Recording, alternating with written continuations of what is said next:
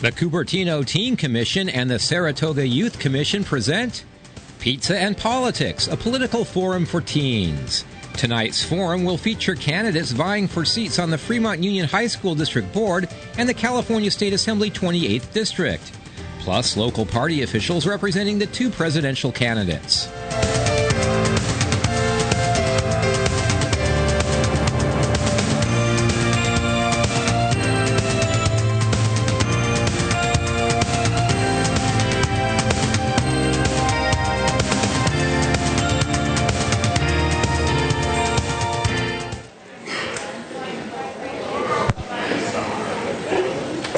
Good evening, everyone.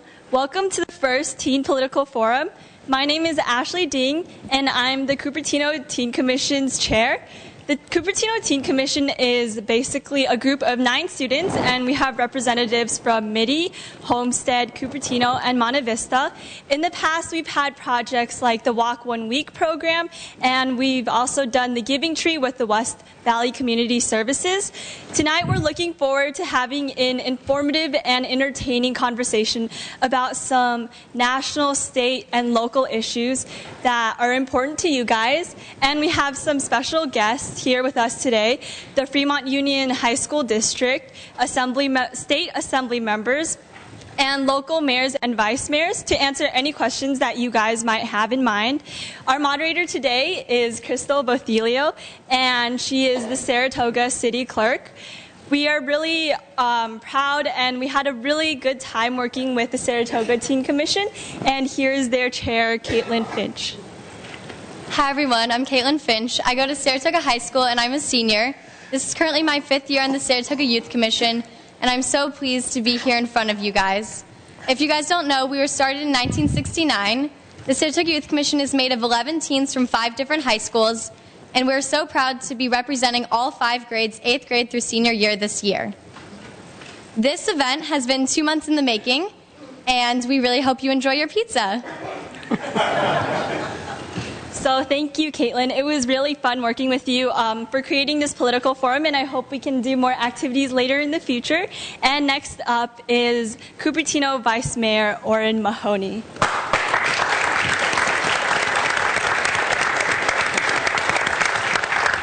Thank you. First of all, welcome to Cupertino. Very glad to be hosting this event here in this facility.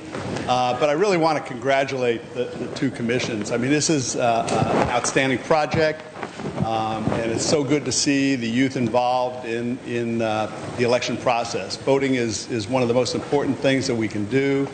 I voted in every election since I was 18 years old, and that's a long time ago.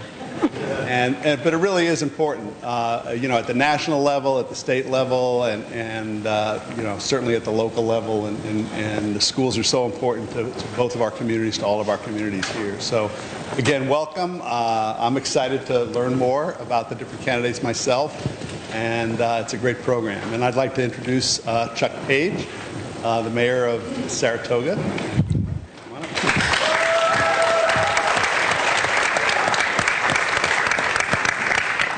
Thank you, Orrin, and welcome everyone. I get asked the question a lot of times, do kids make a difference in an election? And I can tell you that the answer is absolutely yes. In fact, 2 years ago in Saratoga, there was a Measure Q that a group of citizens put on the ballot, and it was to not allow 3-story buildings in our downtown area. The height stayed the same at 35 feet, but you just couldn't build 3 stories in it. You could build 2 stories in it and have it 35 feet high. Well, everybody was kind of wishy-washy. Nobody was really coming out and saying this is wrong or this is right. A lot of people were saying that it was right. There was that whole group. But an editorial was done in the Falcon, the high school newspaper, by a gal, and she said this is ridiculous and went on to. And as soon as that article came out, people went nuts and people started to learn more about it. And so if it weren't for that article, if it weren't for the high school students that got behind that thing, I think that thing might have passed, and a lot of us were against it. But so you do make a difference. It's great that you're here to learn or get extra credit or whatever the case might be. And I hope you really enjoy it and learn a lot. Thanks.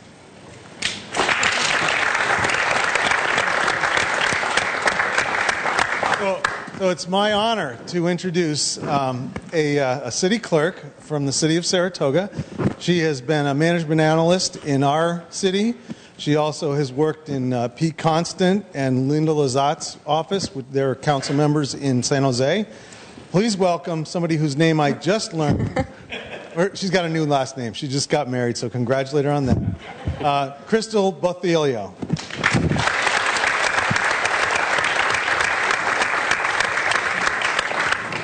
Good evening, everyone. Thank you for joining us. It's a pleasure to be part of this political forum, which is intended to help inform our future voters.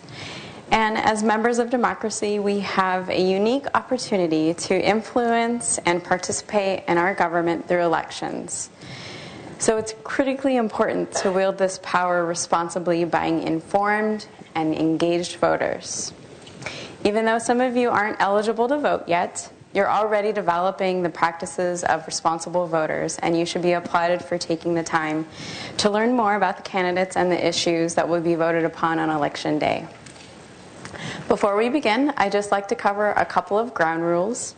First, if you have a cell phone with you, please be sure to turn it off. We'll be taking several commercial breaks throughout the evening, and I ask that everybody remain in the room until we take a commercial break. Second, we encourage audience participation. Please feel free to ask the speakers any questions that you'd like more information about. If you'd like to ask a question, simply raise your hand and a commissioner from Cupertino or Saratoga will approach you with a microphone.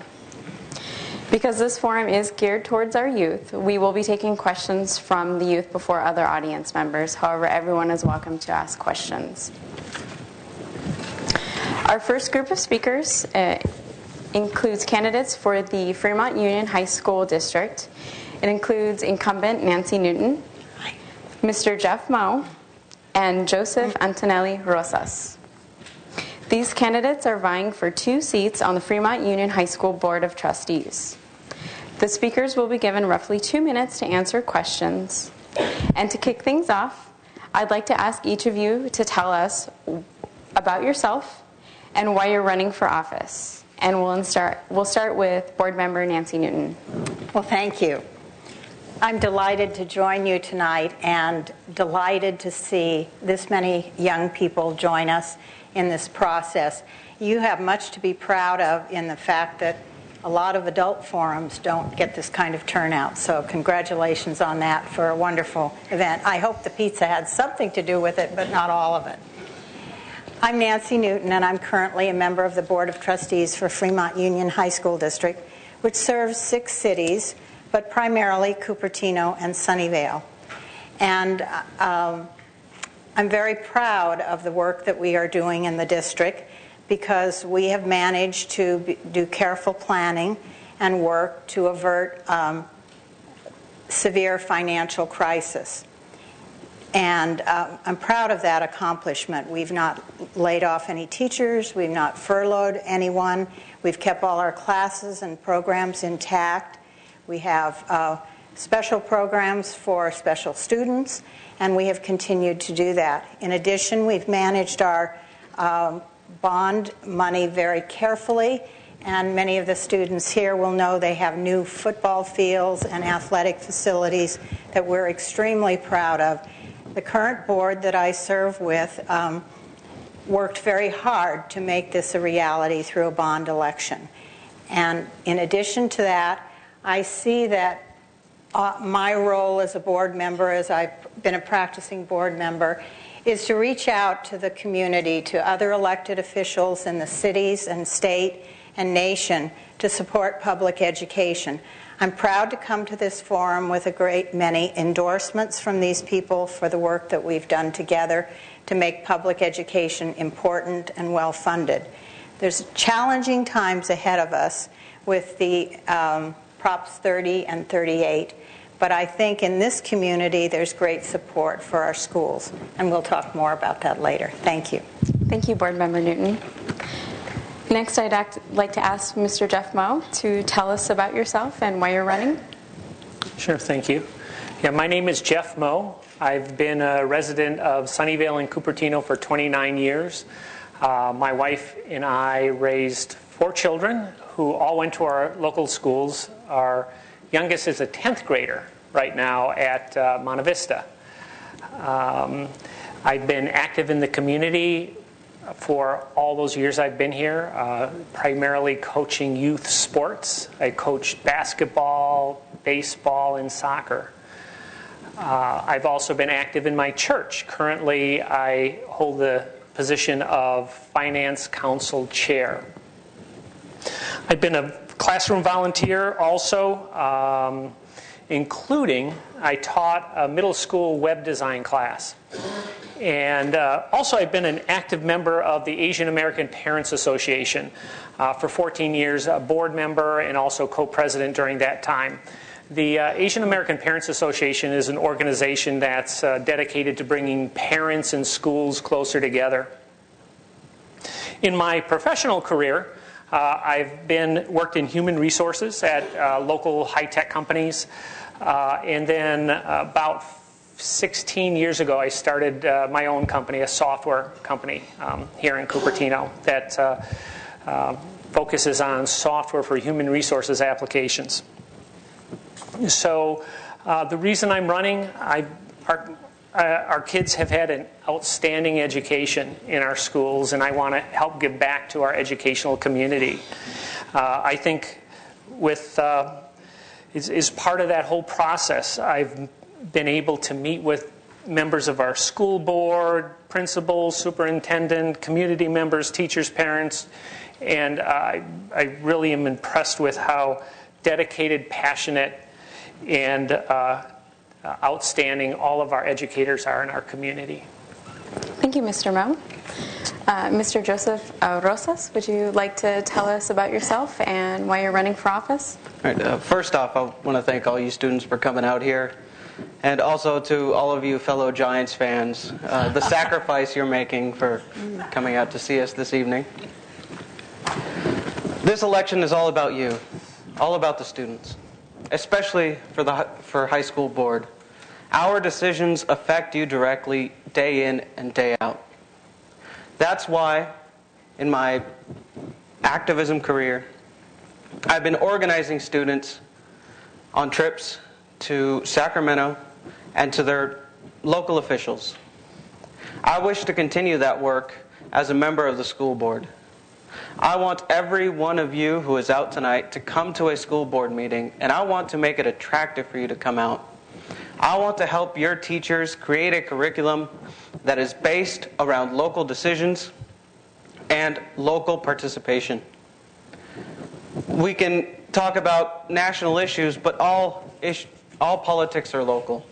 And it's very important that even now you guys start getting involved, and I'm so glad that you are. I was born and raised in Sunnyvale. Been living here my entire life, and I'm an alumnus of Homestead High. There were so many opportunities that were given to me in high school, and so much inspiration bestowed upon me.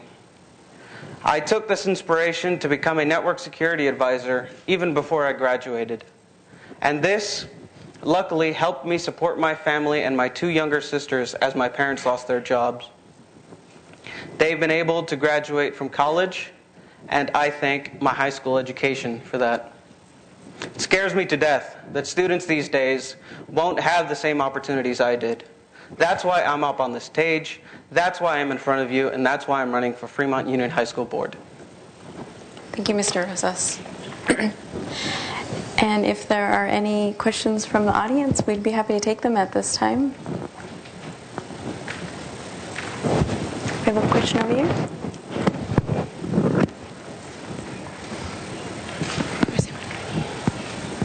Hi everybody, my name is Hadar Sachs. I actually serve on the Board of Trustees as the student board member, so I know these 3 very well. I was also a Cupertino Teen Commissioner last year, so I'm very proud of this event. My question for you guys is, if you were to be elected, what is one goal you would want to have accomplished after your first term?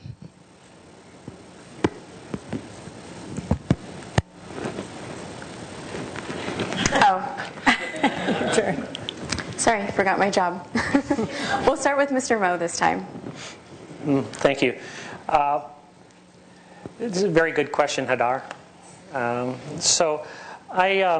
What I would try to do is, the one thing I want to focus on is bringing our communities closer together. In particular, in talking with all the parents and community members, one of the things, feedback I got from parents is a sense that they don't feel as invited to schools, as welcome to schools as they would like. And I sense that we underutilize that outstanding resource, which is our parents. So one of the things I would like to do is change that, make parents feel more welcome to our schools, and for our schools to even value their contribution more. Now, that's not saying that that doesn't already happen. I think parents are outstanding contributors to our schools right now. I think, though, that even so, that's an underutilized resource that we can grow and get better. Thank you. Mr. Rosas? I think my main goal would be to increase student and parent participation specifically in school board decisions and meetings. One of the easiest ways we can accomplish this is by live streaming and recording every single school board meeting. Now, I know this has been discussed at the school board, but discussion's great. The way I see it, if members of the Occupy movement can record police beatings, we can record our meetings. Many of our classmates, many of our parents, teachers, need second or third jobs to come out to be able to fend for themselves and their family these days. They are not able to attend school board meetings. They probably weren't even able to attend this forum. And I want to make sure our decisions, especially every conversation we have, be available to them and not just edited minutes. Thank you. Board Member Newton? Thank you. Very great question, an easy one for me.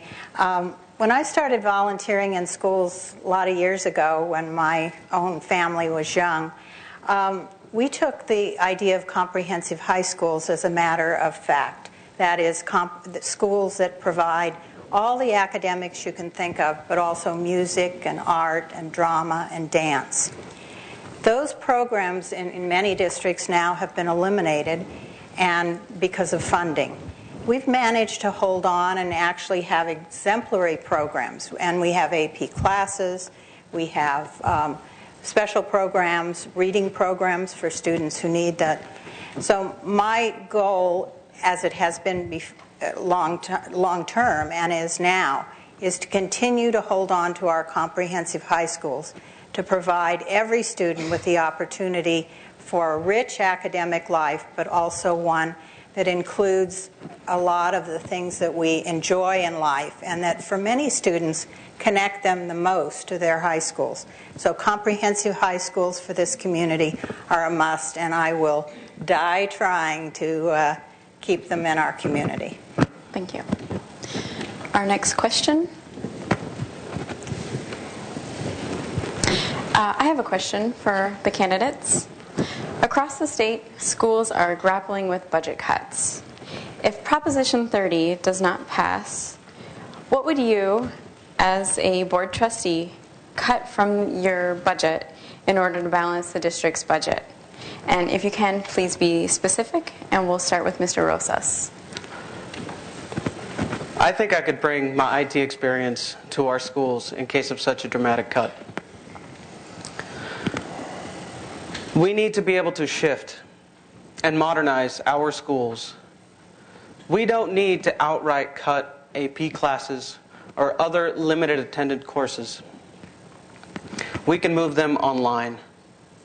There is currently a website called Coursera where any one of you can take classes from Fremont, from Stanford, Berkeley, and other top universities whenever you have time. Why can't we bring such an innovation to the high schools? We can have inter-district courses where we don't have to worry if there's only 2 or 3 students from Fremont, 2 or 3 students from Homestead, 2 or 3 students from Monte Vista. Students all over the district can take these courses. We can fill these digital seats, and we can even have seats available where we don't currently. Thank you. Board Member Newton. I like this question. Thank you. I don't like what it might mean for reality, but prior to 2008, our district faced a horrendously dire financial situation. And we, rather than choosing what we might cut as a board, we turned to our community, had large forums and participation to find out what the community thought we could do without. But what we found out in that is rather than just setting an AP course or something and choosing those things, we found some secret ways, some very good ways to make cuts that affected students the least. One of those was a strategy to make sure that all our sections, which are the number of classes at each school, were very carefully allocated and were full. That saved us millions of dollars and still allowed students to participate. At that time, our employees stepped up and they took a 5%, every employee took a 5% pay cut in order to get us through the tough times. And as a reaction, as a solution to that, we went out as a board and as a community and sought a parcel tax, which restored the money that we had lost. We've also had great partnerships with our employee groups, and they have a contract that says in dire circumstances they will reduce their income. That's phenomenal in the education world. We've worked at a lot of different ways rather than saying, I will cut music or I will cut AP. We've looked for creative solutions to find the answers. This time it's going to be really tough if 30 or 38 don't pass. But we will. I would advocate for a very creative community participation process, including students, to see what we should do to correct that. Thank you. Mr. Moe? I believe that a broad course offering and comprehensive courses, programs, after-school activities are essential. I think that's part of the high school experience, and depending upon the student, different areas are where that student can excel. Sometimes it's in sports, sometimes it's in fine arts, and to cut any of those, I think, would be very, very detrimental. I don't believe that if the propositions don't pass, that that's the end of the story. I think there's still a possible legislative solution to that, and I would work very hard, and I think that's one of the roles of the board too, is to work very hard to encourage Sacramento to come up with another solution. So I'd be on the phone to these guys, for example, asking them to help with the solution. And we can also be very creative, as we have been in the past. With the contract that we have is, I think, brilliant in that it adjusts as the budget goes up and down. The contracts that we have with the unions adjust as they go up. A very cooperative environment we have that I think is very special and needs to be everything we needs to be every effort to maintain. So I don't think we need to cut anything. I think we can. I think there's other solutions available. Thank you. Do we have any questions from the audience?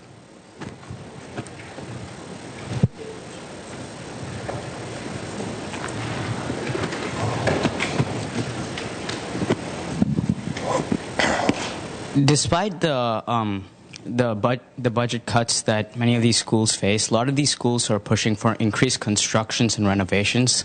So my question is, would you support construction and renovation in the schools despite of the tight budgets? Board member, we'll start with you. All right. I think it's really important for our community and for all of you to understand that budgets that are for facilities are separate budgets and they are restricted to facilities only. So we can't move that money to pay teachers, for instance. It's a good question, and it's one that's, I think, often misunderstood. As far as the facilities, if I understand you correctly, as far as our facilities are concerned, We have learned that we are going to experience tremendous student growth in the next few years. It's a phenomenon that we did not see a couple of years ago. So one of the priorities for our schools, all but Lynbrook, need more classroom space than we expected. We're also, we've completed the field projects. We consider those outdoor classrooms and space for this growing population. But we're also currently working on, and the board sits in on meetings and has that final approval, to renew cafeteria spaces, including classrooms adjacent to those. We're looking at certain needs that are different from school to school. So at Cupertino High School, there will be a new main building in the front, which will be administration offices, a new library, and a cafeteria and career and college center. At Homestead, we're working on a plan that will be a new cafeteria with additional classrooms. The same is true at Fremont. The same is true at Monte Vista. So we've had to change and focus on classroom additions that we didn't expect when we went out for our bond in 2008. Thank you. Mr. Moe? I can't really add that much more to what Nancy said. You know, it is a separate budget. We need to move ahead with our the construction that we need. It's essential. It's coming out of the facilities budget that's dedicated to that. Can't use it otherwise. So we should continue with that. Thank you. Mr. Rosas? While I understand that these monies do have to be spent on facilities, I think we could shift our priorities. If we are going to have a large influx of students, why are we not concentrating on classrooms? Or why aren't we renovating the classrooms we currently have? You students know best. It gets kind of hot here in the Bay Area. And it'd be nice to have a comfortable, safe learning environment that is also energy efficient and environmentally sound. We could use these monies to renovate our current classrooms and add new classrooms in a way that would even save the district more money because of their energy efficiency. I understand that there is a process for similar improvements, but they haven't been a priority. It might be a priority in the future. But similar to the way that De Anza built an entire building full of classrooms that doesn't require air conditioning even on some of the hottest days of the year, why aren't we looking to our neighbors, to our colleges, to our universities, to other school districts for ideas in innovation? Why is it that schools in East Palo Alto, granted, they're charter schools, but we do have this money available for capital improvements. Why is it that they're getting green, comfortable buildings and we are not? Thank you. Do we have another question from the audience? Hi, I'm Henry Shane and I go to Saratoga High School. Outside. This is for Mr. Moe. You stated that there were creative solutions if Prop 30 did not pass. Could you please elaborate on that? Sure. First of all, I believe that the whole issue of these propositions is best handled legislatively by our legislature.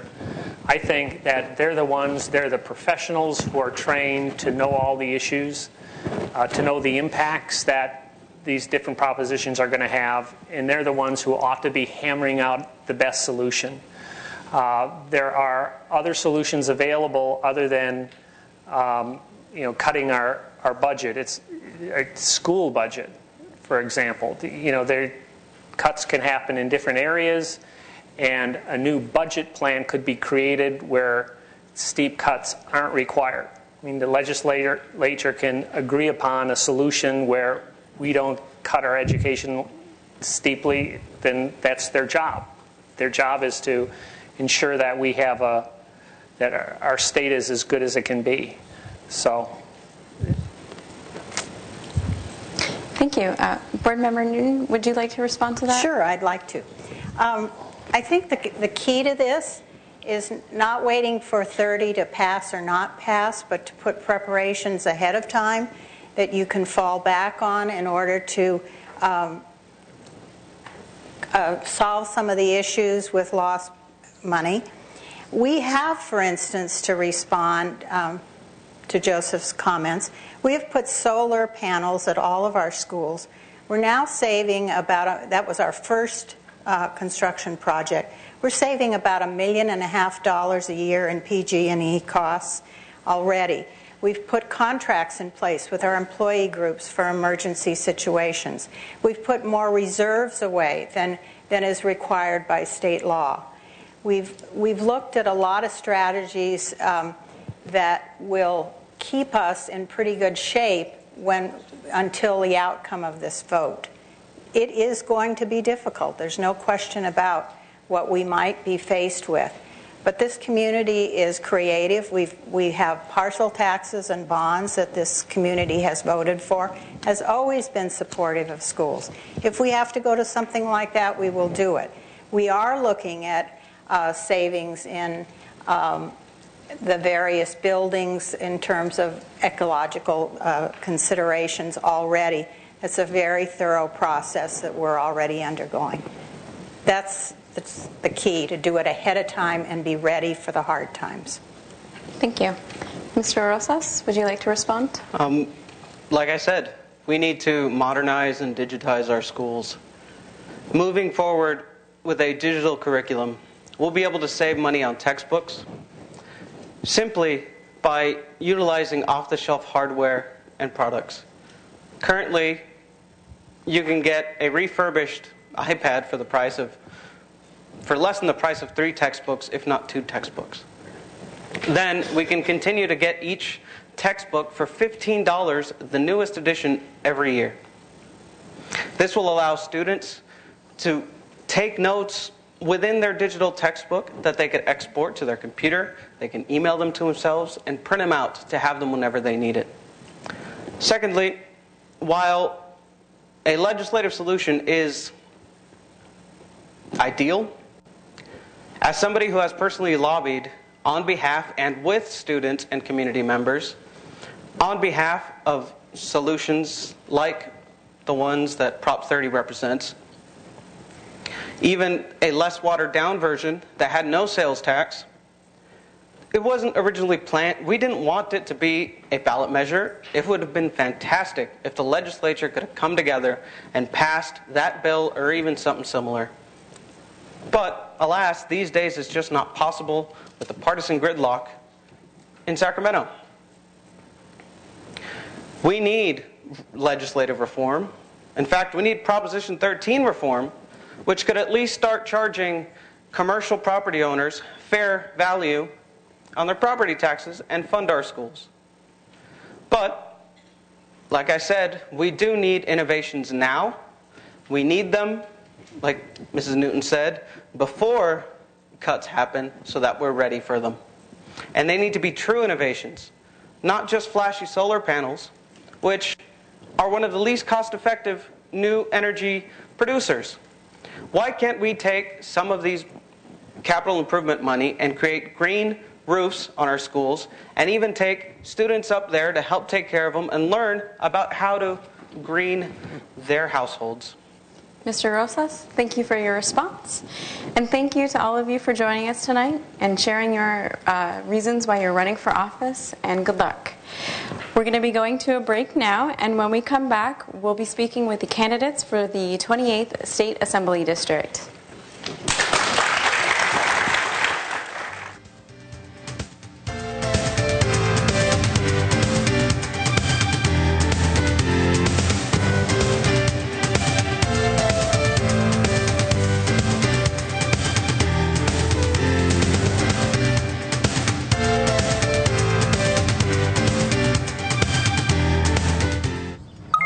G-morning, sunshine.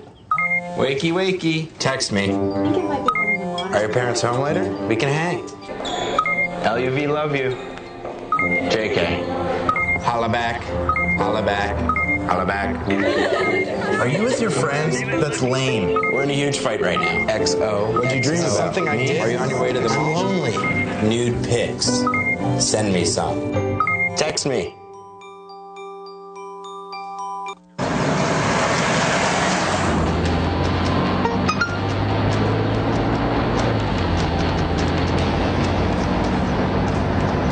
The average text takes your eyes off the road for nearly 5 seconds.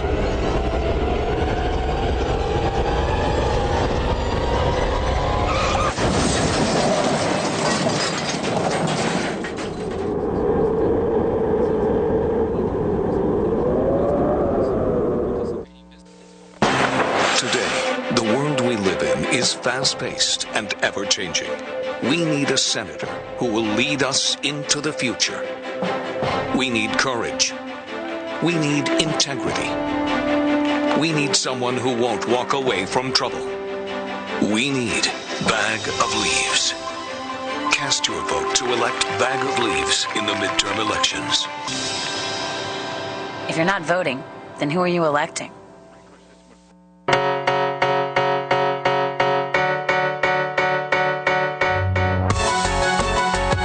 I've seen the pictures of what it does to your body. I think it's just gross. So what do you think of smokers? I personally am not a big fan of smoking, but it's not my place to judge others. I think that it's just kind of sad how they've gone into this habit. They smell bad and they're not going to live as long as people who don't smoke. But let me tell you something, the tobacco company wants you, all of you. Their biggest group that they go after and the fastest growing group of smokers is age 14 to 18.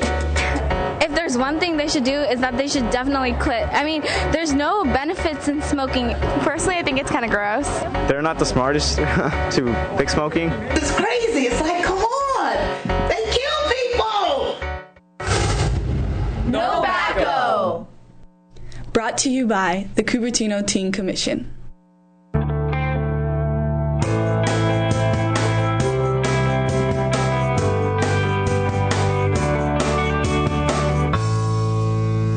Today at Greensteaders, talking to Lydia. Lydia, what is Greensteaders doing here at the Cupertino Earth Day Festival?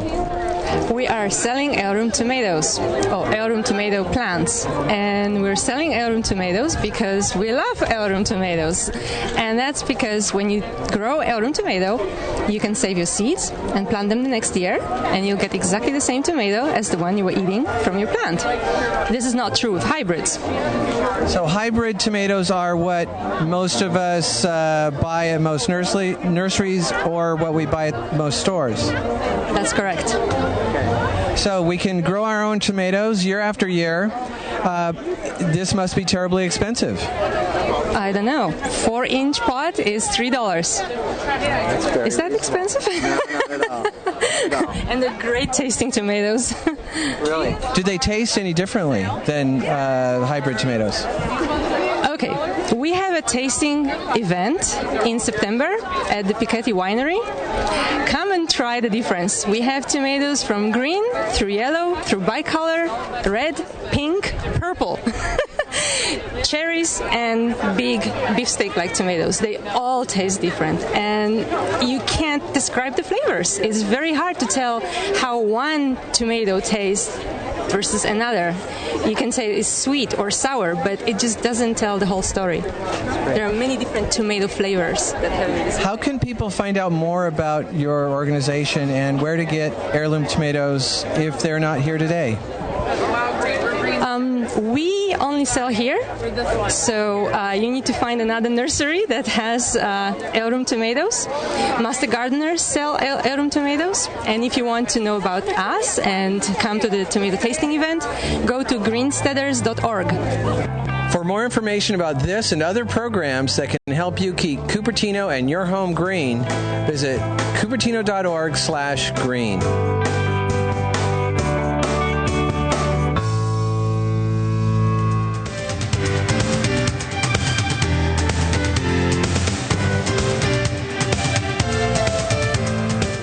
Welcome back. to the Pizza and Politics Forum hosted by the Cupertino Teen Commission and the Saratoga Youth Commission. And thank you to Assembly Member Paul Fong and West Valley Mission College District Board Member Chad Walsh for joining us to discuss your candidacy for the 28th State Assembly District. The 28th State Assembly District, one of California's newest districts, includes the cities of Cupertino, Saratoga, Monte Sereno, Campbell, Los Gatos, parts of San Jose, as well as portions of unincorporated Santa Clara County and Santa Cruz County. Before we start, I'd like to remind everyone to keep their cell phones off and remain in this room until our next commercial break. Additionally, please feel free to share your questions for the candidates. Simply raise your hand and one of the commissioners will approach you to answer or for you to ask your question. The candidates will be given approximately 3 minutes to answer questions. To get things started, I would like the candidates to tell us about themselves, why you're running for office, and what you will do in Sacramento as our representative in the State Assembly. We'll start with Assembly Member Fong. Thank you. Thank you for having me. And congratulations to the teen and the youth for putting this on. It's a great effort, and thank you very much for doing this. You're civically engaged, and I wish I had you as my student when I was teaching. So, I've been involved with the community for the last 40 years. And I've been pretty consistent with my value system in the community.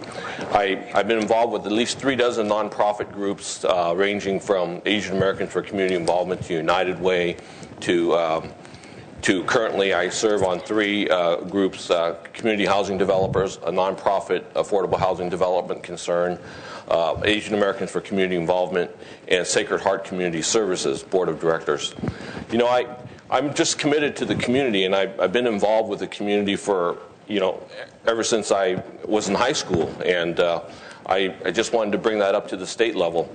In fact, when I was elected to the Foothill De Anza Community College District Board of Trustees in 1993, I served on that for 15 years, and in the course of being on the Foothill De Anza Community College District Board of Trustees, I went on to the state board, the Community College Trustees Board of Directors and the State Board, and also got involved with the National Board, the Association of Community College Trustees.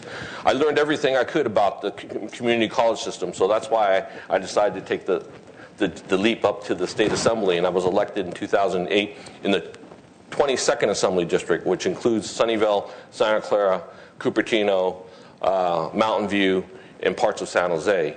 Of course, the redistricting moved me over to the southwest side, and I have to run an 80% new district now, and I'm running like a new candidate, challenging a challenger for the seat. So it's been a great experience for me, and I look forward to meeting my new constituents as well. I'm very flexible, and I look forward to working with all of you in the near future. Thank you for having me. Thank you. Board Member Walsh, will you please tell us why you're running? Absolutely. My name is Chad Walsh. I currently serve on the Board of Trustees for the West Valley Mission Community College District. I've lived and worked in Silicon Valley for 20 years in the high-tech industry, starting in 1991, working at National Semiconductor as a research engineer.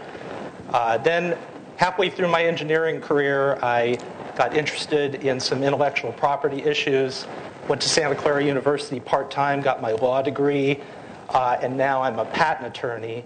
And I founded, in 2004, I founded my own patent firm, so I'm a small business owner. And for my career, I represent inventors in the tech industry, helping them protect their inventions. I'm basically running for the State Assembly because I am deeply, deeply concerned with the future of California. So it's very appropriate that we're here with high school students tonight, because they're the ones who are going to inherit what is essentially a very broken state. We have double-digit unemployment, a $300 billion unfunded pension debt, and an education system in crisis. It's K through 12, looking at $6 billion in cuts if Proposition 30 doesn't pass.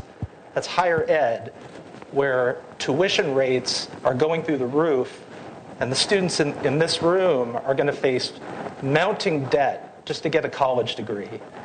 I'm running because I want to change that. I'm running as an independent, nonpartisan candidate because I believe partisanship is the problem. The party gridlock, the party fighting, this has got to stop. My father was in World War II. He was at Iwo Jima, Okinawa. Those guys, they were Americans. They overcame great odds because they were Americans. They were all in it together, not Democrats, not Republicans. And we've got to get back to that.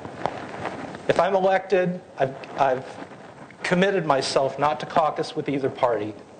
I will work with Democrats. I will work with Republicans to create jobs, to reduce unemployment, to solve this incredibly large pension crisis, and to make sure we have the best education system in the world, which is someone who's worked in Silicon Valley for 20 years, I know we need if we're going to compete globally as a state.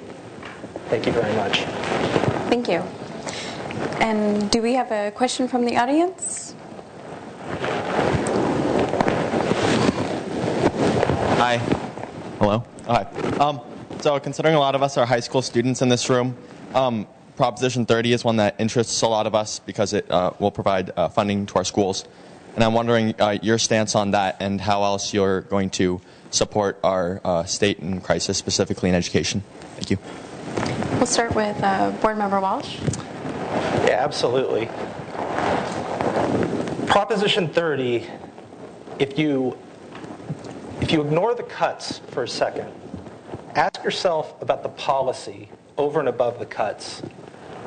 We're raising taxes with absolutely no reform. The pension crisis is still out there, and it's going to, if we raise taxes, that pension debt is going to grow and basically eat into those new tax dollars. And a couple of years down the road, we're going to be right back where we are. It basically gives schools roughly 50% of the money if it passes. But if it fails, it takes away 98% of the money. Unfair to education, in my book. It also raises taxes in a very unstable way. When you tax the very, very highest earners, that tax base is highly unstable. There's already a millionaire's tax out there that goes to health and human services, and it's already been shown that that tax revenue can vary by as much as 100% year on year. So if you ignore the cut that they're tying to it, it's, in my mind, unquestionably bad policy. So now let's look at the cut. Absolutely, this is a devastating cut to schools, and I can guarantee you, if I am elected, I will fight from the day I win the election to make sure those cuts never occur. But because the policy is so bad, and because there's no reform, and because we're going to be right back where we are in a couple of years, I personally cannot vote for it. Thank you. Assemblymember Fong? Well, I do support it. I absolutely support it. We actually need it badly because with the trigger cuts, it's going to be devastating for our education system and our public safety. And so I totally support it. In fact, I was involved with the millionaire's tax, the California Federation of Teachers, which I was a member of. And we negotiated with the governor to make sure that we only tax the wealthy, the ones that make over $250,000, which will add 3% to their tax rate. And so that's something that was compromised with the governor's tax and the millionaire's tax. So it's the millionaire's tax compromised with the governor's tax. So I totally support it. And we actually absolutely need it because I've been making cuts. I've cut $42 billion my first year in office, and then another $26 billion my second year, another $23 billion my third year. We're operating at a structural deficit of $20 billion less than when I first started. We started with a budget of $105 billion. Now we operate with $85 billion. We have to operate within our means. We have to live within our means, though. And so, but it's getting down to beyond the bone. It's the bone marrow that we're cutting. And so we really need to support Proposition 30 and to get our structural budget in balance. Thank you. Do we have another question from the audience?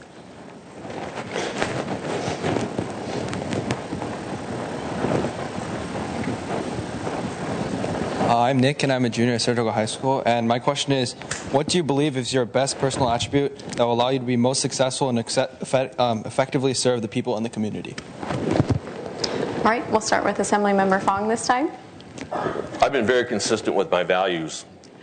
40 years ago, I started as a civil rights activist, social justice, and I am advocating for social justice now. And of course, that includes education and our environment.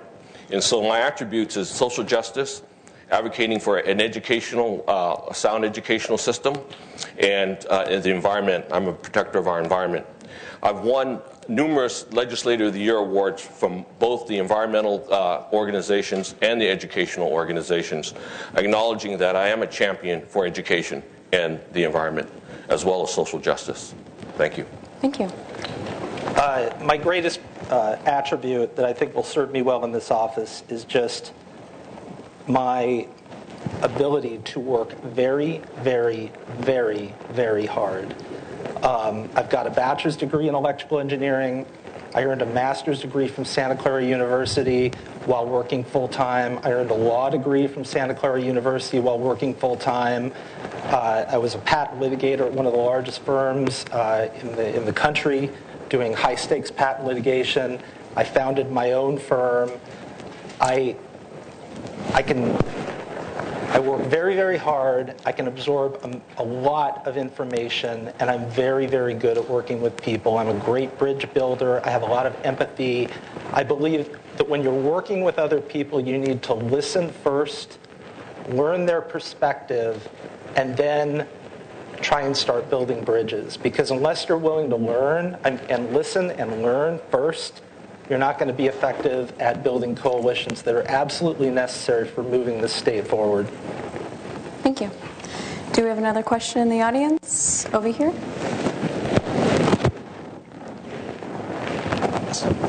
Acknowledging that California has some of the highest state tax rates in the nation, how do you explain the current boom in high-tech startups in the Bay Area and across the state?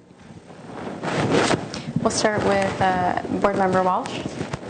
Absolutely, our education system, Stanford, UCs, and community colleges, CSUs, our education system, also our availability of venture capital. Stanford and the venture capital available in Palo Alto is just the rocket fuel for this economy. It brings people here from all over the world. And, we have to do everything we can to maintain the highest standards of education and also make California a great place to do business. If you want to have a great education system, you need to have it rooted in a strong private sector economy and a government that is very, very efficient that we can trust, a government that controls its costs, unlike the government we have now that has an exploding pension debt, wants to pass a tax increase and completely ignore it.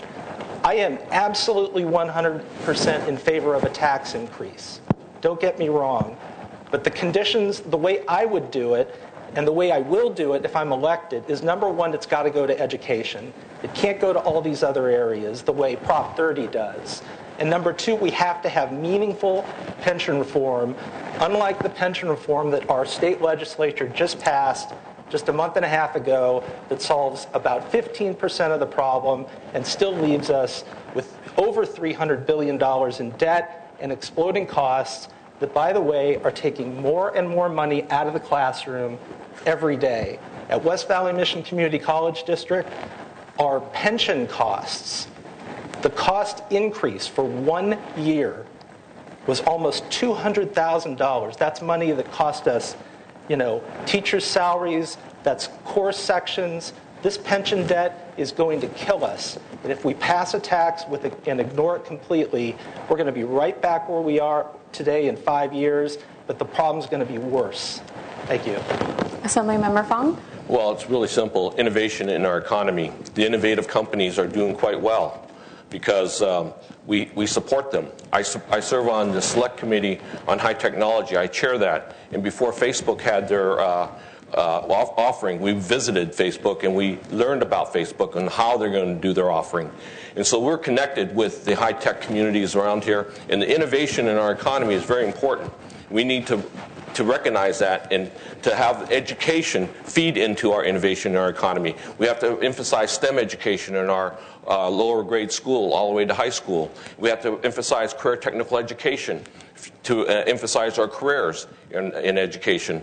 And so, our innovation in our economy is really important. Although 80% of our businesses are small businesses, we need to get our small businesses going again.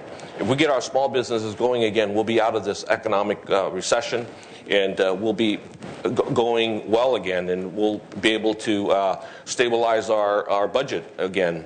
And so we need to get the small businesses going again, as well as innovation in our economy. The high-tech companies are doing quite well because we support innovation in our economy.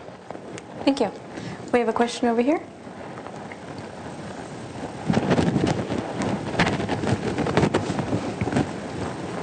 Hi, my name is Yan. I'm from Cupertino High.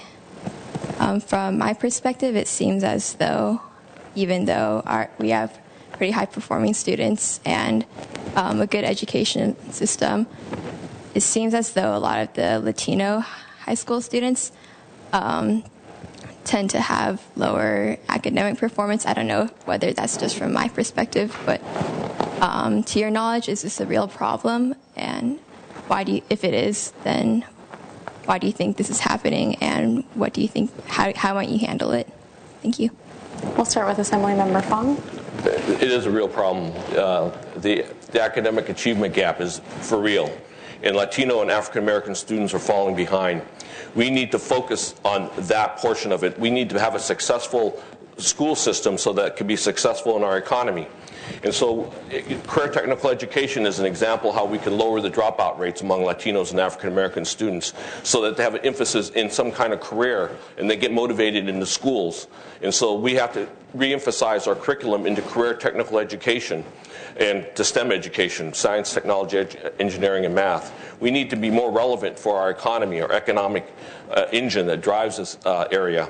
And so I plan to work with the education system in making all these adjustments. There's a weighted formula that's been proposed by the governor. It's a bad time for a weighted formula because you have to rob from Peter to pay Paul at this time. But when we get new funds, when we get the Prop 30 passed, we can look at the weighted formula to address some of these concerns as well. Thank you. Thank you. There's absolutely an achievement gap in this state and this country, and we need to do everything we can to change it. I actually think I'm in a very unique position to do something about it, even though I am not Latino or African American. Despite all of the accomplishments that I've talked to you about tonight, the reality is I barely graduated from high school myself. I was from a low-income family. My parents were divorced. Education was not a priority for us. So I've experienced a lot of what, not all of them, but at least in part what some of them have gone through. I was the kid that got free lunch at school. We were on food stamps and welfare for a while when my mom was a single mom trying to make her way. And the things that I think we can do, we've got to be really innovative in terms of how we teach, right? I generally think that education should be pushed down to the local level, but things that I would encourage people to do is try new things. Try apprenticeship programs, try internships, get the kids working in the community with some of the tech companies. I disagree. I mean, I think career technical education is great, and I think we should support it. But I truly believe, because I was told when I was in 10th grade that I was incapable of learning math past algebra. And I am so far beyond that, it is crazy, because I had the determination to do it. But I see in every one of these kids the ability to get a PhD, the ability to be a famous research scientist, every single one of them. We've got to give schools the resources and the freedom to experiment and try different things so they can unlock the potential that I know is in every one of these kids. There's parental training is another thing we can do. A lot of it is getting the parents connected in with the schools. We've got to be innovative. What works over in Oakland is not going to work in East San Jose or in or in downtown LA. So we've got to train school boards to be able to really understand the problems and present policies that are relevant for their district. That's school board training. I'm on a board of trustees, and the training we've had is de minimis. I've had to do it pretty much substantially on my own. School board training is huge so they can craft policies to serve their neighborhoods. I could go on and on about that topic. Thank you. Thank you. We have another question in the audience. Yeah, so I'm Jesse Zhao from Miller Middle School. So if either of you wins the election, what would be the first thing you do while in office? Board Member Walsh, we'll start with you. It depends whether Prop 30 passes or fails. If Prop 30 does not pass and I am elected, the day after the election, I will start working with every member of the Assembly and the governor to stop the cuts and to craft a grand compromise where we raise taxes, put it into schools, and not these other areas, to schools, in exchange for meaningful reform, pension reform, to solve the cost issue that the state is facing, and hopefully some things that we can do on another issue that we haven't talked about, which is improving the business climate in California to grow the economy. The last 5 years of budget cuts to our education system are a result of an economic crisis, right? Basically, the economy has gone down, unemployment has gone up, and when unemployment goes up, you have fewer people paying personal income tax, fewer people buying things, sales tax. Those are the state's two primary sources of revenue. We have to get the economy turned around. I have a very, very strong record on the economy. My opponent was ranked last in the entire legislature on business issues. Last, right? That is not acceptable for Silicon Valley's legislator. If I'm elected, I will absolutely work from day one to draft a grand compromise where we have money for schools, business reform to improve the business climate in California, and control our costs. Thank you. Assemblymember Fong. Well, the first thing that I will do when I get reelected, I will work on CEQA reform. CEQA is the Comprehensive Environmental Quality Act, which regulates our environment. And, of course, it's being trampled on by a bunch of people who are using it and abusing it. And so we need to reform that so that we could stop the abuse of CEQA. And so the first thing I'm going to do is when I return is to have a hearing on it and to work on it with Senator Rubio, who is in charge of the Senate Committee on Environmental Quality, and work on CEQA reform. Because if we can get our economy stimulated again by having some of the roadblocks prevented from in the CEQA reform, then we can get things going. Like, for instance, AB 900 helped the Apple building cut a year in litigation time so that they can break ground in January of this year. And so we need to do creative things like that to reform CEQA. Thank you. We have another question in the audience over here.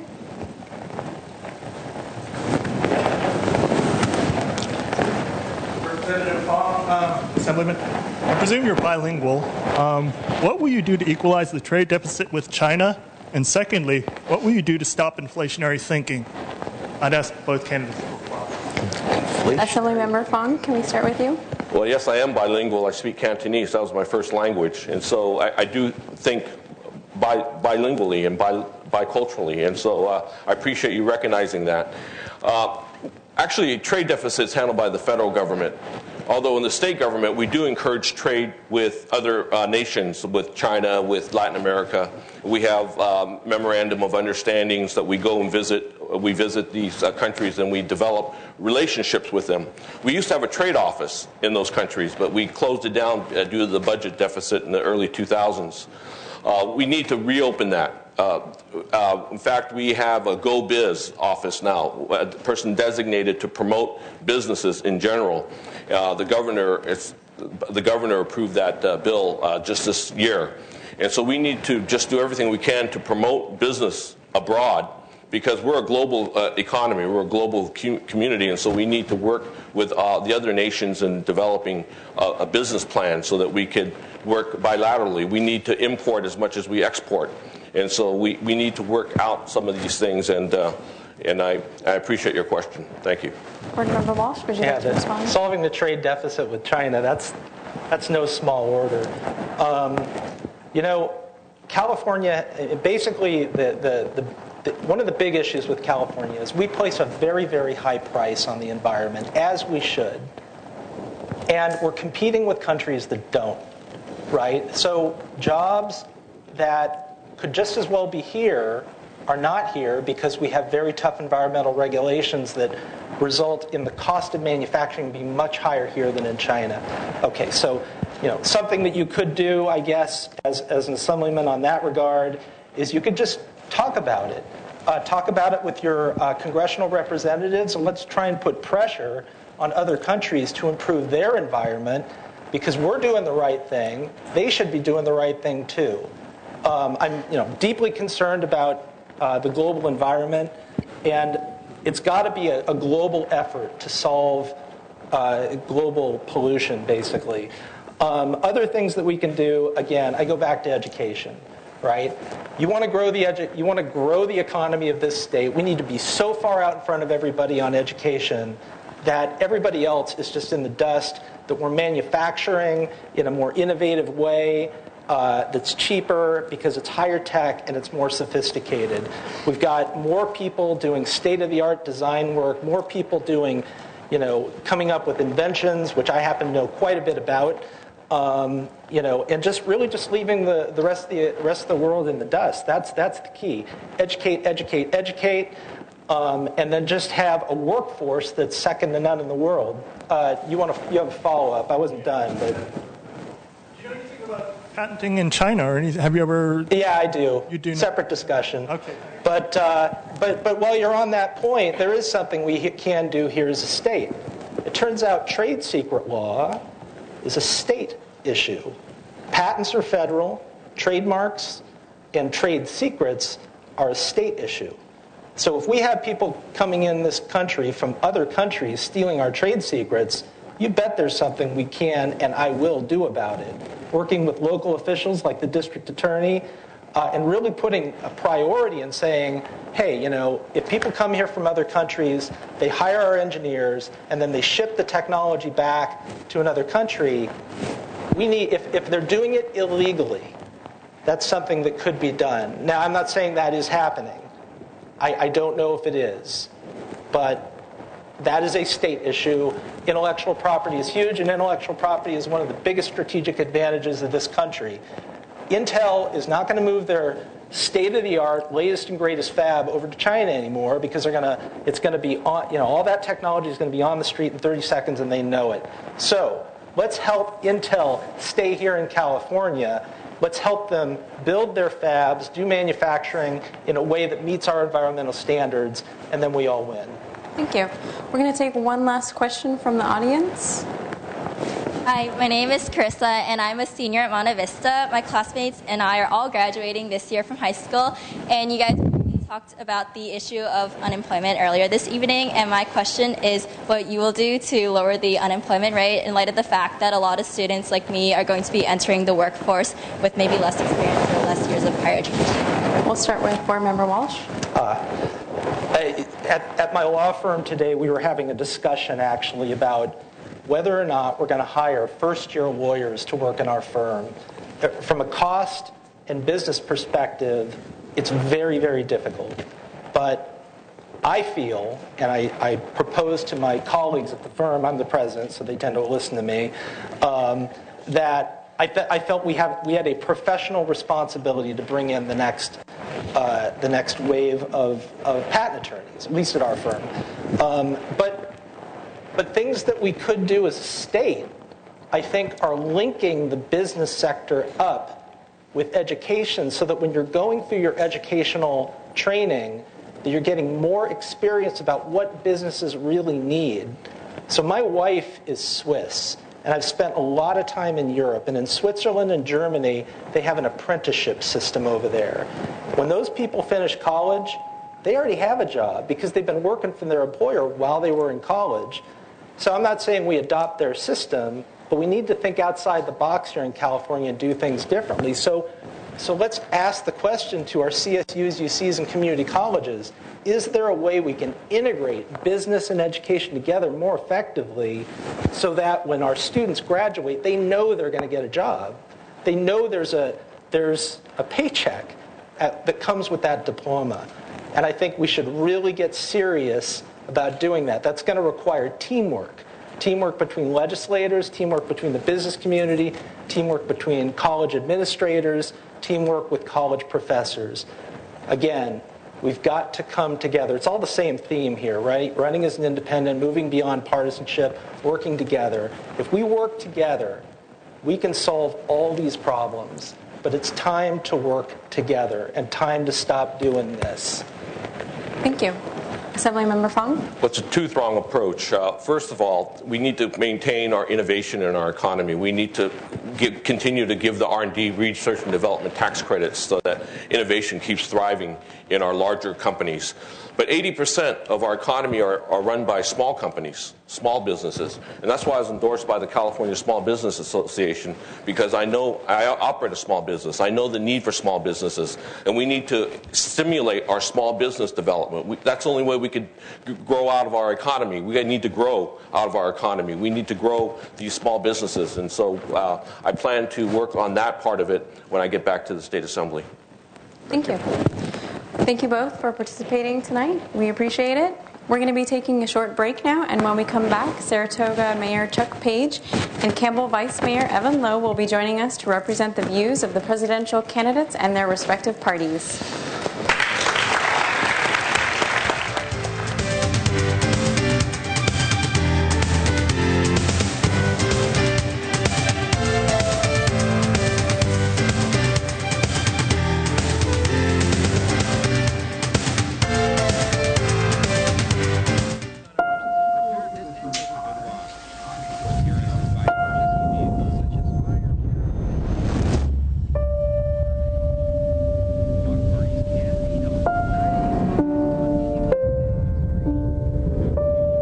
Disaster strikes without warning?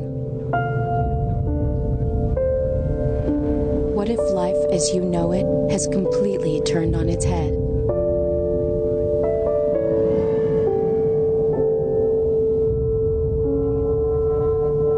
What if everything familiar becomes anything but?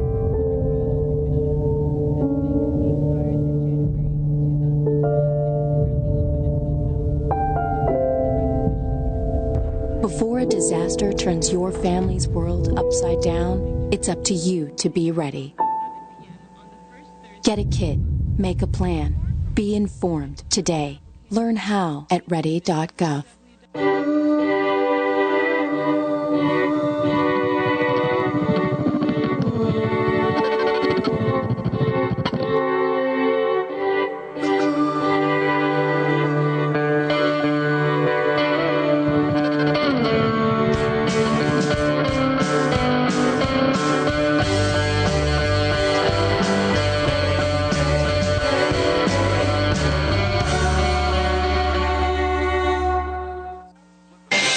Frozen Peas, respected member of our community for years, determined to always do just the right thing, committed to support the growth of our children, and effective at lowering bad cholesterol.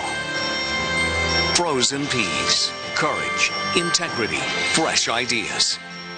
This message paid for by the Friends of Frozen Peas. If you're not voting, then who are you electing?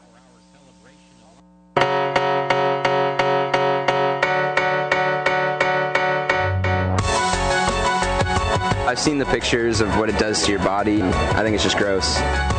If you could define tobacco in one word, what would it be? Dangerous. Hazardous. Devastating. Harmful. Terrible. A gimmick. Harmful. It's toxic. Bad. Addictive drug. Harmful. Disgusting. Evil. Stupid. Disgusting. Addicting. Disgusting. Disgusting. Gross. Harmful. Addicting. Gross. Upsetting. Harmful. Nasty. It would be like either disgusting or addictive. Dangerous. Death. Dangerous. I'd say deceiving. Unhealthy. Dangerous. Very bad. Horrible. Disgusting. That's deadly. Harmful. Like, I really wish they would stop. No tobacco! Brought to you by the Cupertino Teen Commission.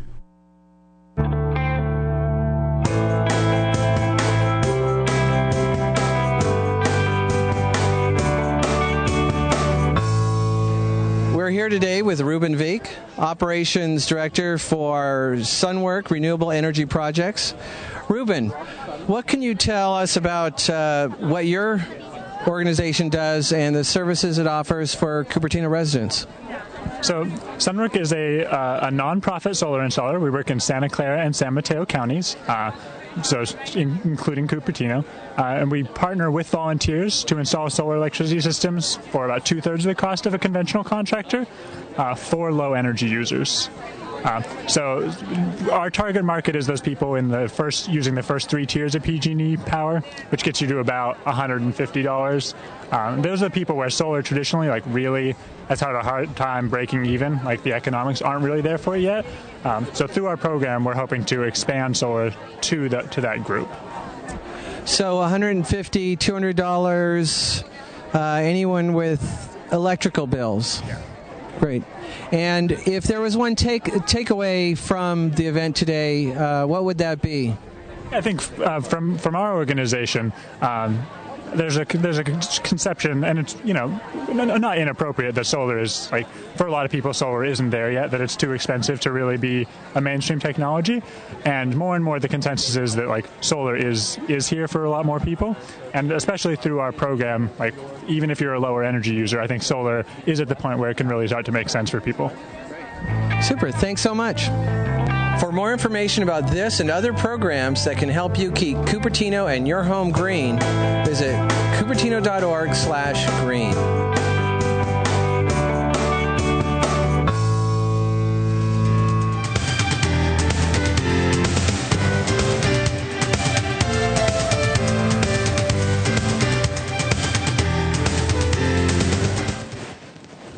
Welcome back, and welcome Mayor Page and Vice Mayor Lowe, and thank you for joining us. Before we begin, I would like to remind everyone to please turn your cell phones off, and please remain in the room until the end of the discussion. Additionally, our audience is encouraged to ask questions. If you would like to ask a question, just raise your hand, and a member of the Cupertino or the Saratoga Youth Commission will come over with a microphone. Mayor Page and Vice Mayor Lowe are both here tonight to represent the Republican and Democratic presidential candidates and their respective parties. So to get things started, I'd like each of you to explain why you chose to be either a Republican or a Democrat, and why you think your party is best able to address the issues facing our nation. And we'll start with Mayor Page. Okay. I chose to be a Republican because my parents were. And since then, I'm just too lazy to change my designation to anything else. Actually, as I've learned more about the party, and both parties, first of all, I hate labels. So I really want to belong to an organization called No Labels. Because I think that the minute you put a label on somebody, we categorize them. We drop them into a bucket, and I don't think that's the right thing to do. But I believe that the Republican Party is a little bit more my style because they believe in individual freedoms and rights. There's much more basis on the free market and businesses working, the competitive nature of businesses to work things out, rather than a lot of government funding. So I believe I'm more fiscally conservative, and that falls into that a lot. There's a lot of things in the Republican Party that I don't necessarily agree with, and that's the way it goes. But I think overall I'm probably more right-leaning, but I do believe that we need to be socially responsible, and I believe we need to have programs that help bring people up that are not doing well, people that are destitute, people that are homeless. We need to have programs to bring them up, but we can't pay for them with just air. We have to have money coming in to pay for them, and you got to define that at the time you do the program. Thank you. Vice Mayor Lowe?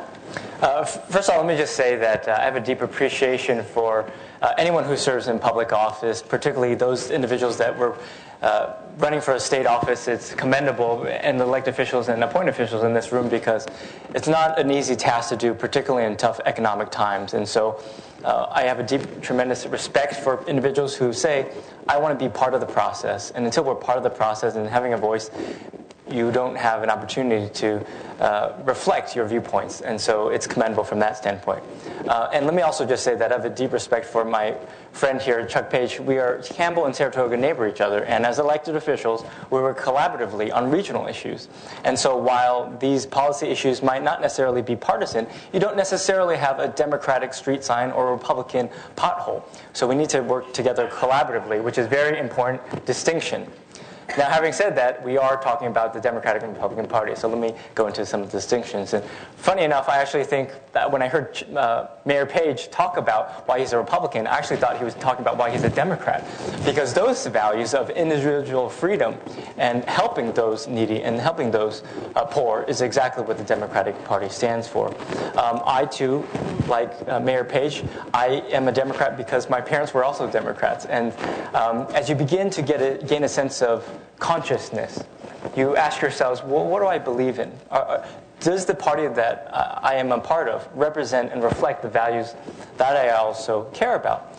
And just as Mayor Page and I have both spoken to, we don't necessarily agree on every single platform issue position that the Democratic Party or the Republican Party stands for, which I think is important, particularly for young people to understand, which is to say that while we are respectively Democrats and Republicans, we're also individuals.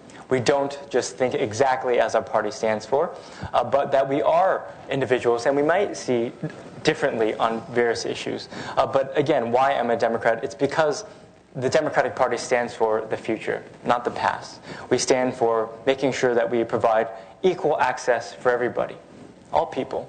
And that's essentially the lens and the framework. Now, of course, then you get into how do we go about doing that. But the fundamentals consist of how do we participate in the process to provide an atmosphere and an environment where all people can thrive. Thank you. Do we have questions from the audience? We have one over here.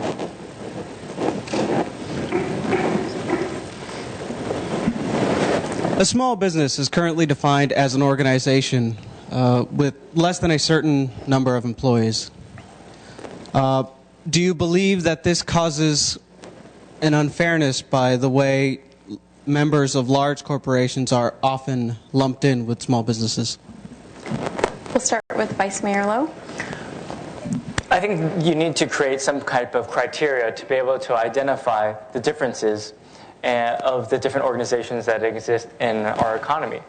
And so whether or not it's a fairness issue, I think fundamentally what it sounds like the intent of your question is, are we providing services and benefits, incentives to small businesses, and what incentives are we providing to big businesses? And what are the different pros and cons of both? And so to sort of answer your question, I think it could be defined in different ways. But fundamentally we have a structure in place, Small Business Administration, working together to provide incentives for independent business owners and looking at the different tax burdens. And so I think we need to continually talk and have discussions about what is fair and what are we doing to provide small businesses. As Senator Fong mentioned, over 80% of our economy is run by small businesses. And what are we doing to help provide an equal playing field, just as we are providing for the major corporations as well. Thank you. Mayor Page? Yeah, I think anytime you try to define something by some criteria, there's going to be questions about it. For example, Prop 38, the Molly Munger, every money, all the tax money would go to education. Well, if you make $7,420, you start getting taxed at a higher rate. But if you make less than that in a year, you don't. Likewise, and it steps up from there. So starting at that level. Now, what about the person who made $7,419? Is that much different than the $420? So you gotta put some definition in it. Whether you're providing programs specifically for them to help them, you got to lay it out and you got to do it. So if small businesses need additional, for example, money that they can borrow, if you put a program together, you better make sure that the banks have access to the money and the money has backup to be able to give it to them. We just saw some programs go in by our current administration that for 2 years the money didn't go out to small business. It's starting to now, but they couldn't get loans. Nobody could get loans. The other thing I believe is that free market will dictate. A small business gets a start.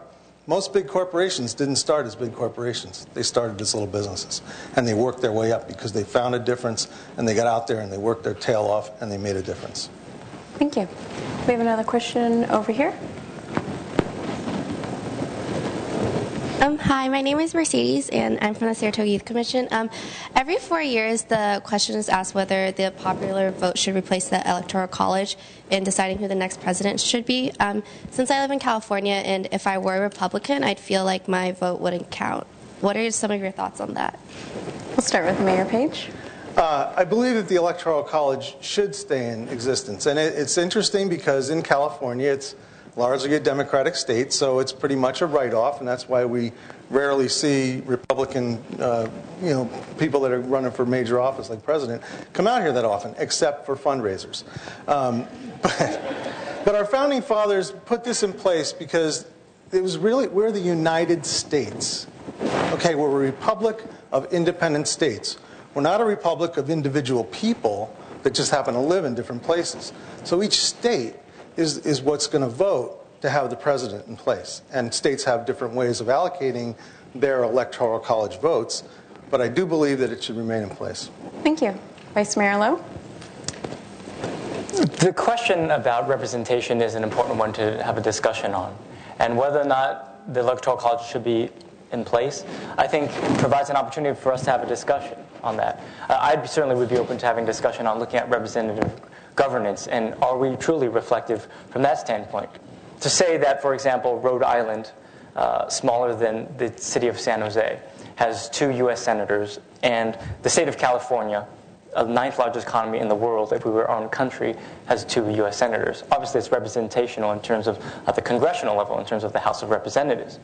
But I think your point is one that should be heard, because we in California oftentimes think, both Democrats and Republicans, don't feel like we have an equal voice in terms of the electoral process in the presidential elections, both the Republican and the Democratic parties. So I think that's one of distinction to note.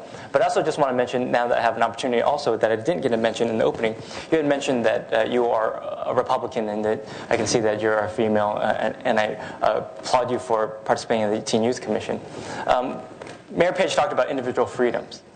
And the Democratic Party believes in individual freedoms, and particularly for women. We, as a Democratic Party, believe that you are smart enough to make decisions with your own body. And that's an individual freedom. We believe that women should have the right to choose for themselves. Whereas the clear distinction between the Republican and Democratic Party is that the Republicans Party, the general party platform, the National Party platform, I want to make that distinction, the National Party platform believes that in fact, that you're against abortion, and that you don't have the right to choose for yourself. So I just want to make that clear distinction as well. And in fact, you are seeing that in various states. You have Republican Senate candidates. In fact, just 2 days ago, one person said that it is part of God's will that a woman would get raped, or that another candidate in Missouri said that a woman has the opportunity to just shut down that whole process. And so I, as a young person, and as a Democrat, think, how could you think of something like this? Of course, if a Democratic candidate said that, we would fight and say this is unacceptable. And many people, in all fairness, in the Republican Party are saying the same things. But again, the clear distinction is that the Democratic Party believes that a woman has the right to choose for themselves. You are smart enough and capable enough to do that. Thank you. And we have another question over here. I don't get a rebuttal on that. I think we can allow that. You know, it's interesting, the idea of the woman having a choice. You know, there's 2 people. I absolutely believe that in cases of rape or incest, that abortion should be allowed. Now, let me say first that this is a law that isn't going to change. The law is that abortion is allowed in America, and that law will not change. I don't care who's president. I don't care who's in the Senate. I don't care where you are. Unless it goes down to the state level and states determine it for themselves, this is not going to change it. Too much pizza, I guess. But I believe that it doesn't even matter what Supreme Court justices get put on. The Supreme Court is not an activist organization. They are supposed to follow the laws that have been laid out by the legislature, which is representative at the level that they create the bills, and the Senate where it's senatorial. So I do believe that it's something that won't change. I personally believe that anybody who believes that abortion should be illegal, if you're a mother or a father and your 12-year-old daughter gets impregnated, I want to hear what you say then. And I'll just leave you with that. Thank you. We had a question over here. Hi, I'm Ashley Ding, and I'm from the Cupertino Teen Commission. Since we are at a teen political forum, I was just wondering what is one piece of advice you would give to the youth today, or just teenagers in general? Thanks. We'll start with Vice Mayor Lowe this time. Why is everyone laughing? Look at where you are right now. At 8:30 on today's Tuesday? Wednesday. On a Wednesday night. I'm so sorry. You're here in Cupertino City Hall on 8:30 on a Wednesday night. You are already by far exceeding where I was at your age. By far. In fact, I didn't have a teen commission, and I think I was just studying at the time or doing other things. But look at all of you here at City Hall. I don't think I've even stepped foot in a City Hall until I was much older than you. And so I think you're already way ahead of the curve. But I want to just mention something here, which is to say that having young people involved in the process is very important. At the age of 18, you're old enough to vote. And we have an election coming up. You're old enough to serve your country and defend our country against foreign enemies. You pay taxes. So you do have an equal. You do have a say. And so when people tell you that young people's voice don't matter or you don't know what you're talking about, think about innovation. Think about how Mark Zuckerberg, how old he is, and what he's done in the global environment. And so think about the potential, particularly we are in Silicon Valley. You mentioned Cupertino. We are in the heart of Silicon Valley. So think about all the potential that we have collaborating and having these discussions. And I'll just leave you with this, how we can continue to get involved. I wanted to serve be on a border commission, but the city council wouldn't appoint me. So you're, again, ahead of the curve. But I ran for office when I was 21 years old, and I lost. And then I ran again when I was 23, and I was successful. But the story behind that is that you learn from your failures, and you get right back up, and you stay persistent. And so persistence goes a long way. And so I'd encourage you as young people to stay persistent, and whatever career or passion you pursue, whether it be educational or career-wise, be persistent and be passionate about what you're interested in. Thank you. Mayor Page? I just found out that I was twice your age when I first ran for office. Thank God I'm not twice your age anymore. Yeah, right. It's a good thing. Figure that out, math majors. It's a tough one. I would say my advice to you is to lose the word can't from your vocabulary. I remember the day that my daughter learned the word can't, and I didn't teach it to her, so I have to blame somewhere else, but I don't blame. So, but it just scared the heck out of me, because here's a kid, except when it comes to physical harm and not caring for others. You know, you've got to do your right thing in the human justice world. But when it comes to something you can do, an idea that you have, or some goal that you want to set, go for it. Lose the word can't. The other thing is have as much fun as you can on your mother and father's money.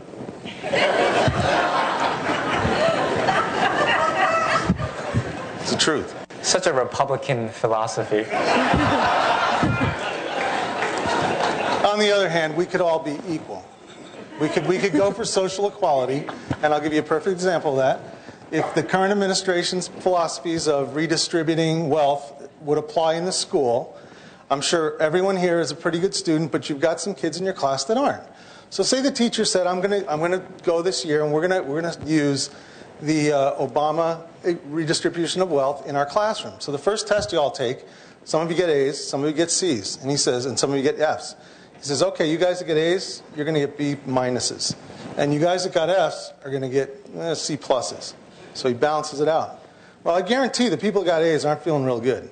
And the people that got the lower grades are feeling great. So the next test you take, I guarantee the people that worked the hardest are going to work a little less. Because like, hey, somebody else just get my grade. And the people that got the grades higher, they're not going to work at all.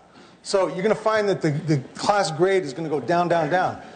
It's an ideological analysis there, but the same thing applies. So. Or if you think about, for example, from the Democratic Party's perspective now, we heard a question earlier about the academic achievement gap with the Latino community and African American community not doing as well as, for example, perfect model here in Cupertino, where the Asian Pacific Islander community is doing very well. Republicans believe in a voucher system where you would completely allow for people to make their own choices. They'll get credits, they'll get money towards going to whatever private school they want. And therefore, you leave people like the underserved communities, like the Latino communities, new immigrant communities, staying at the low-performing schools. And so is that the solution to a quality education equally for everybody? Which is to say that we should provide a level playing field for everyone. We have a system in place, an educational system in place, and we should not separate. We should keep everyone together so that the high-performing students can help inform, and the lower-performing students can also learn from the higher-performing students. Why separate them? And so let's keep it all together. So that's what I think is something we think about is important. We look at the difference between the two-party platforms, for example, is that of a private school voucher versus a Republican philosophy. Thank you. Now that we have a better understanding of the difference in philosophy between the Republican and we haven't started yet. It seems that the friction between the two parties is really coming to a head and reaching levels unseen before. Do you consider this to be a problem? And if so, how do you resolve it? And so we'll start with Mayor Page this time. I absolutely do. And in fact, you look at, and it's at the city level, it's not an issue. At the county level, it's not supposed to be an issue, but it's still an issue. The higher you go, the more of an issue it is. And it's become so polarized. In the state of California, in the Assembly and the Senate, I believe that the biggest part of the problem we have in getting a budget passed is Democrats versus Republicans. Now, hey, the Democrats control everything. They should be able to get everything through. But the problem is that with term limits, everybody just follows their party. How long have we been in office? Since 2006. So 2007, I went up to the Capitol, and I met with Fiona Ma. She was an assemblywoman from San Francisco, known as a liberal, pretty much. I sat down and talked with her. She was extremely moderate in her views. And she said, Chuck, I found out that at least half of the new members of the Assembly, and it was the largest freshman class, they called it, in the Assembly that year, they all felt that way. So they talked about creating a moderate caucus. She got a call from the head of her party saying, if you go to one meeting of a moderate caucus, you won't get one single bill through this assembly. So I think that, number one, term limits have now caused everybody, you just got to go and look at your party, because after 2 years in the assembly and 4 years, I guess, in the Senate, you're going to be looking for money and running for re-election. You don't have time to get to know people. If Evan and I were in office together for 6 years and the possibility of going longer, I'd know what his hot buttons are, and I wouldn't push him. And he'd know what mine are. He would. No, I wouldn't. Yeah, but only joking.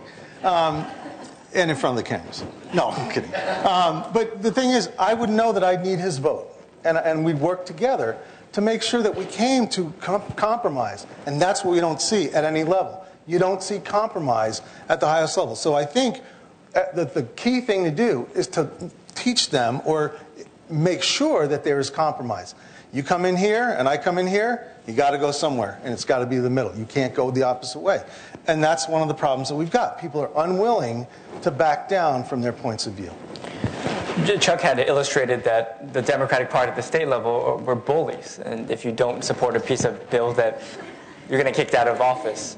That is actually true, which is to say that for cohesion, there is an opportunity to work together on a particular issue.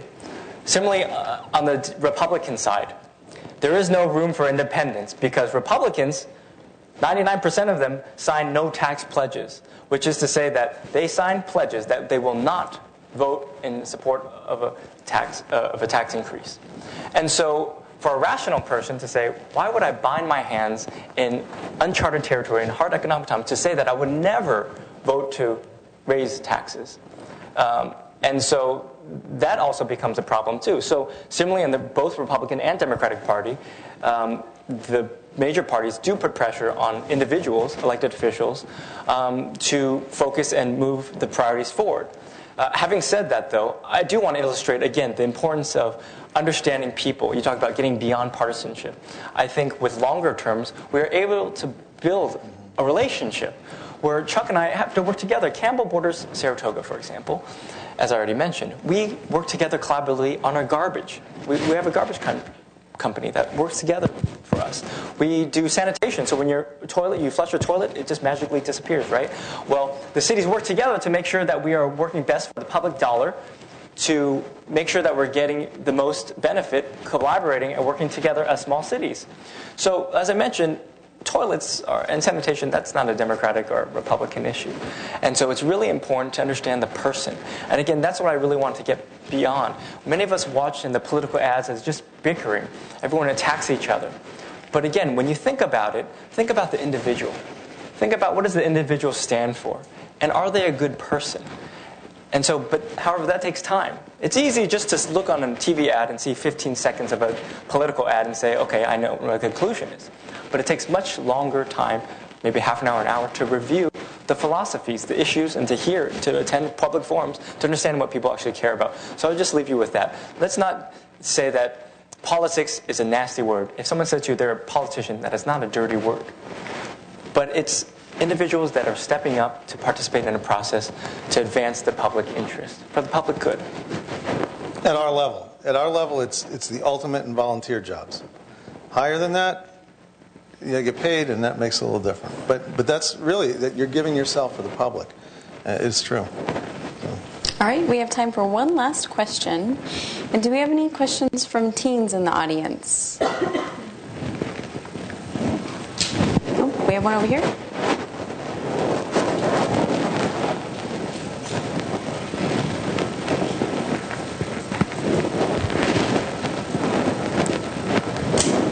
Okay, I'd like to ask about your policies on how to fix the current unemployment crisis and how to help the economy.